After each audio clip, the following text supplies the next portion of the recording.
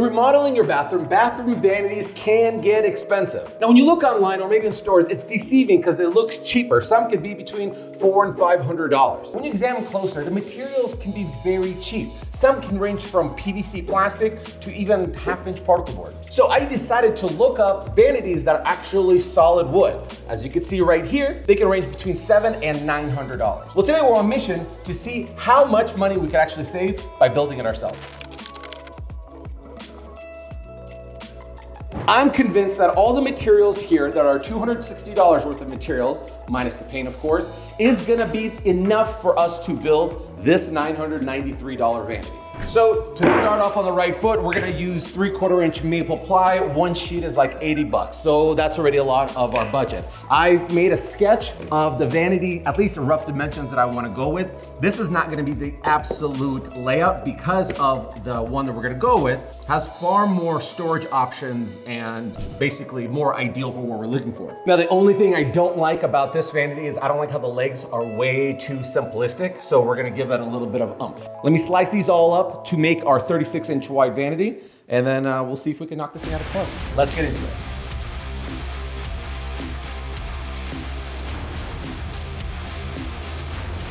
We are 3/4 of the way through on our material. So we have our bottom, our sides. These are stretchers. Pocket hole the stretchers to keep everything intact while not using too much material. Pocket hold the bottom so they can hold, the bottom.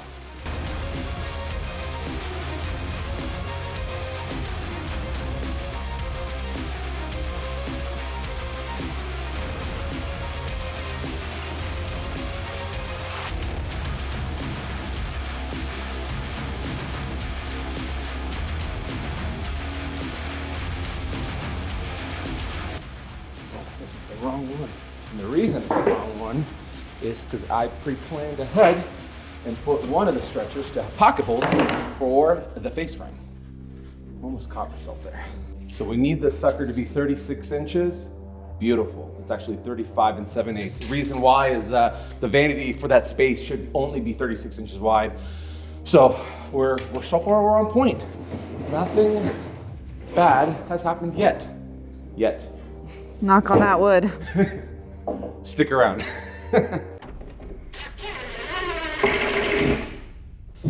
Okay, everything looks good. I need 2 dividers going vertically because based off those plans, there's drawers on the sides and a drawer down below. That'll give me some meat on the bones when attaching those drawer slides. Happy to report I found a way to screw up. Man, I spoke. Told you. I wasn't as efficient with planning out or mapping out my cuts. I have a small scrap pile of wood left, but I want to avoid getting another sheet of plywood, which is, like I said, 80 bucks, 88 I think. So these side pieces, they're not deep enough. So typically I wouldn't be too concerned, but I don't want that empty space when you open underneath the sink. So what I'm going to do is the difference that I need, I'm gonna use my scrap piece, glue it and pocket hole it. These pocket holes will be on the inside of the drawers, so nobody will know except you. Sometimes these things just happen, folks. And you gotta be efficient, resourceful, and come up with a plan B. And just don't do it again next time.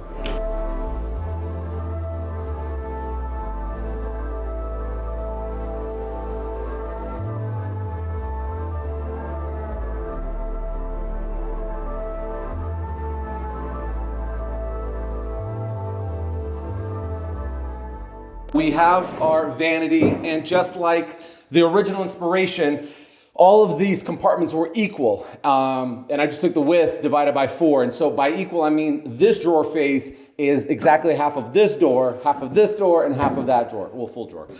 Now that that's in order, oh, they wanted another drawer down below. Crap, I gotta throw another down below so I could squeeze another drawer. In order to put the ribbon on this thing, we got to put some stretchers out back. That's the part that's going to attach to the studs of the wall. So your cabinet's not going to go anywhere. I'm going to throw one here, here, and here, because I don't know where my studs are going to be. There's 16 on center, but essentially it's going to be one here and one there. I could possibly put one here and get in the corner. That sucker ain't going nowhere, son. All right, so I mentioned that I did not like the legs on that Vanity. Way too simplistic. I don't like how the legs are way too simplistic. I wanted to have a little bit more character to it, a little bit more texture. So they sell these kits, these legs that just screw on. I'm gonna throw one there, and there. And I'm gonna be very happy to know that even when we put granite, quartz, whatever countertop on there, it's gonna be nice and strong because I have all these reinforcing pieces. This thing is already overbuilt better than some of the stuff that they sell out there.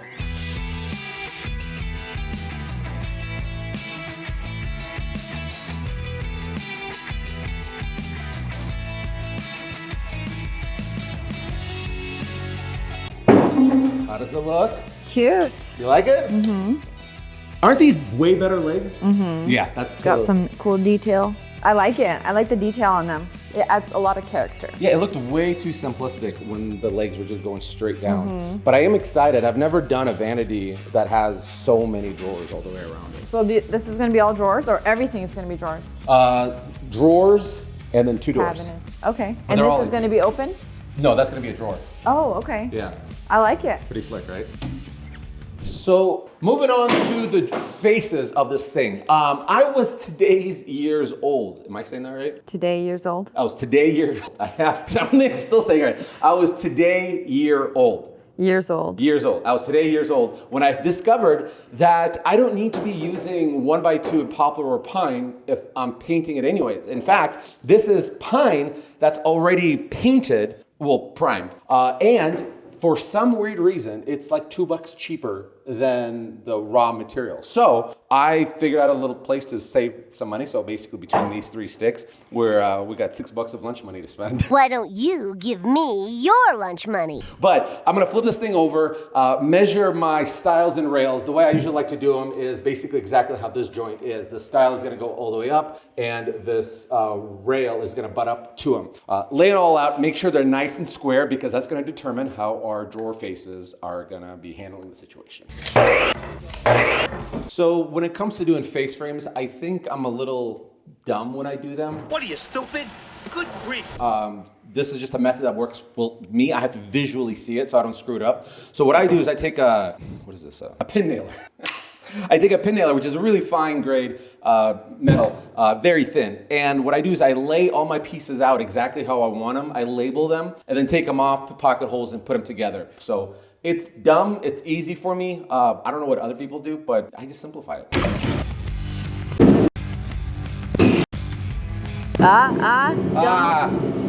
Wait, we're good, wait. The dismount is the most important part, and there we go.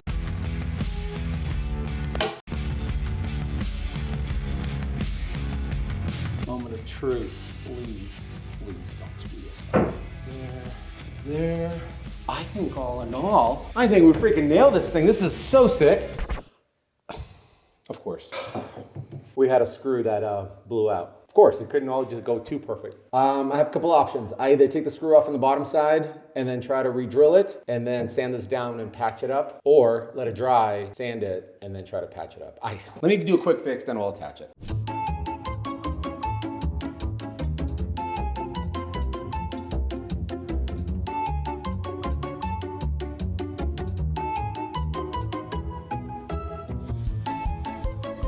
So building cabinet carcasses are fun. Building drawers is not fun, and that's what we gotta do now. I got 4 here, 1 there, so we're at what, 9? And then 2 doors. Let's get started.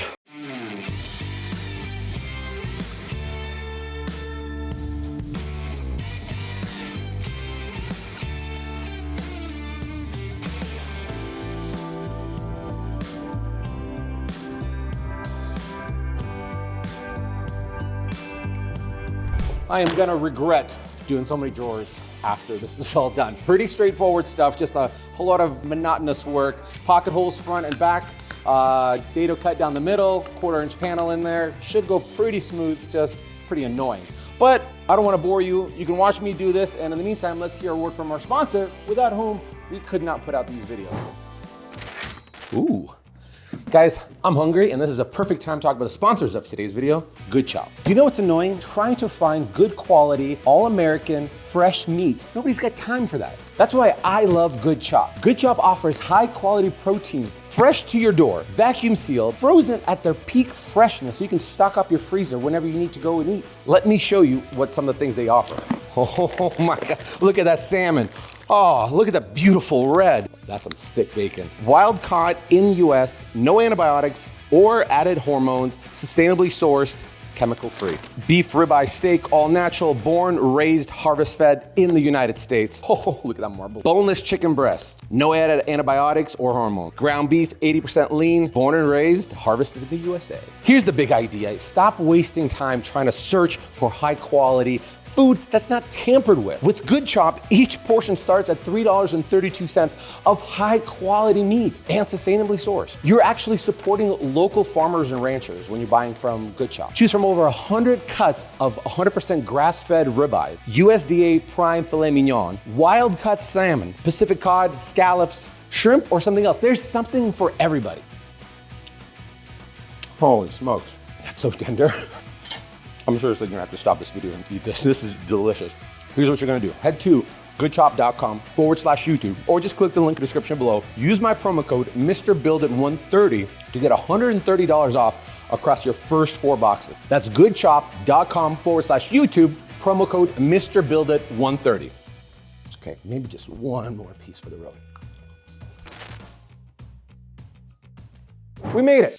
We got 4 drawers right there, 4 more over there, 1 more down the middle. Getting ready to install them. Found a few ways to save some money. I also spent $130 today for the drawer materials and the slides. Found a way to save a little bit of money on the slides. Ball bearing, which is what I originally wanted to go with, were 18 bucks a piece for the size. And I vowed to never use Euro style ever again, but I found these interesting ones at Home Depot where they have a dampener on them.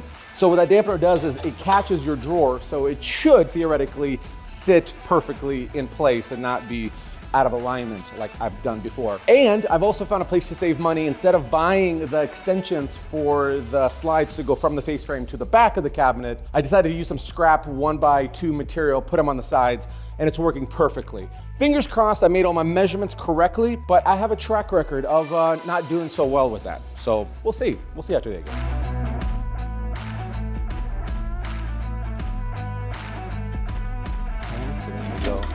Pull out. That actually works, but they definitely need to get pushed a little bit further in so we can have a better seat. But that is way better than regular Euro slides. Not bad at all. Let the record show I still prefer ball bearing slides.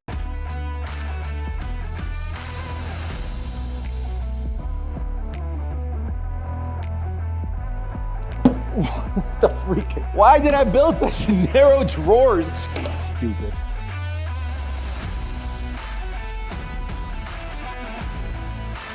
A few moments later.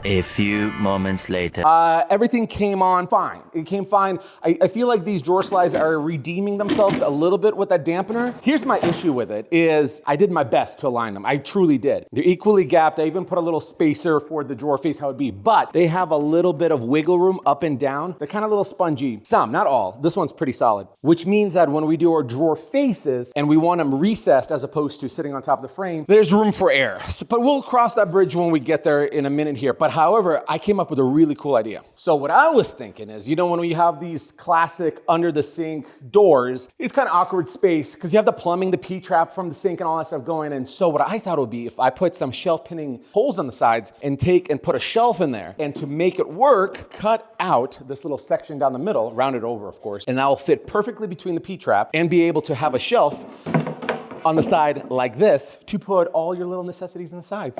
Little ideas come at the most important times.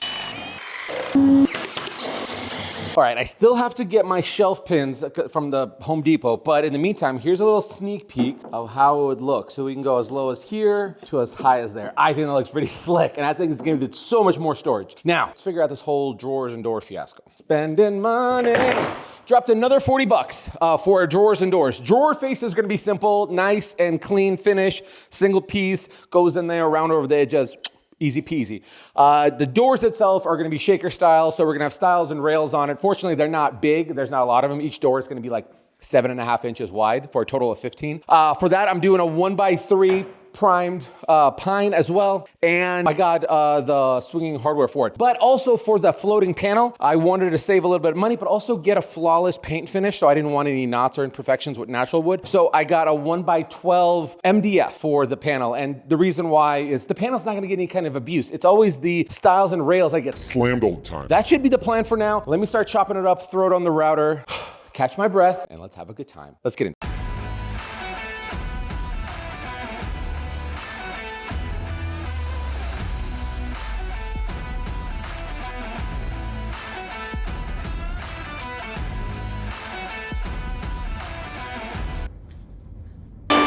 This ain't gonna cut it. So I'm doing the panels right now, and like I said, they're gonna be very narrow. So I'm using my bit to create those little bevels inside the shaker, and that's just comical. There's not enough meat on the bones there. So what I'm gonna do instead is I'm gonna throw it on my thickness planer, shave it all the way down to the flat part here, and that should work great. I would use, at this point, just a 1/4 inch panel, but this is just a hair over 1/4 inch. It says exactly 1/4 inch, but it's probably like 1/4 inch in a 30 seconds. I just don't want it to rattle, I really don't. So this is just proof what I'm talking about. I have a little 1/4 inch panel here, put it in there. It's, like I said, it's like a 32nd, maybe even a 16th off. Probably, that's a 16th off. And there's a trick I saw that you can put these little squishy balls in there on the sides and it keeps it from rattling. But my fear is that if that gap is there and I paint it, it's gonna delaminate the paint from that panel. You know what I mean? I'd rather it to be like nice, snug. Let me just throw this thing and I'll show you.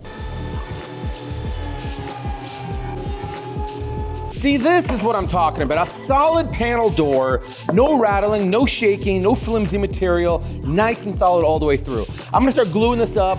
Only 2 doors, so hopefully in an hour I could gently start routing over the edges, sanding everywhere else that I need, rounding over my drawer faces, and just dapping up a little bit of primer where we need. Fortunately, don't really have to buy much primer, just maybe like 1 rattle can. And then tomorrow we're gonna shoot some spray paint, not spray paint, we're gonna spray the paint. And I'll be honest with you, I'm pretty excited about the color, and I hope you are as well.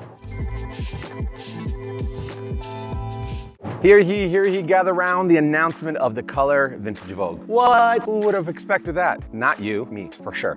It's a beautiful color, I'll prove it to you. The idea is gonna be, everything's gonna be Vintage Vogue. We're gonna have like a rose red, is that the color for hardware? Antique gold. And the legs are gonna get stained natural wood. So I think all 3 combinations with white quartz countertop is gonna be phenomenal. Let's spray.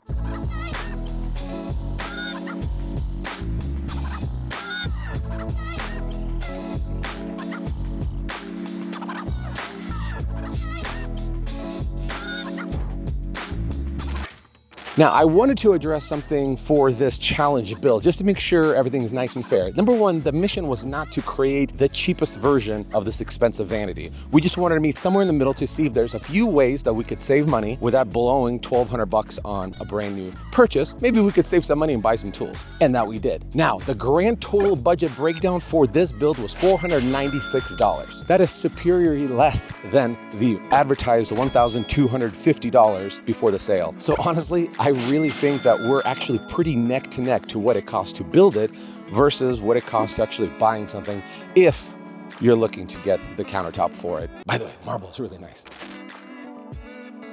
All right, so Ben and I just hauled this vanity up through all this snow. Excuse the voice, I've been dealing with something recently and hopefully it's gonna get over here pretty soonly. But I got the vanity inside and folks, I am excited to show you what we came up with. Feast your eyes on this. All right guys, I am extremely excited how this thing turned out. I think the color, both the brass and the legs, they all match so perfectly together. Not to mention the white quartz countertop with the vessel sink on top. That thing is gonna be so clutch. And I'm excited because this new home is gonna be in the bathroom upstairs, and I'm convinced this is gonna be an awesome statement piece for that weird bathroom. Now, I don't want to ruin any surprises, but the next video is going to include that bathroom, the exact bathroom where that vanity is going.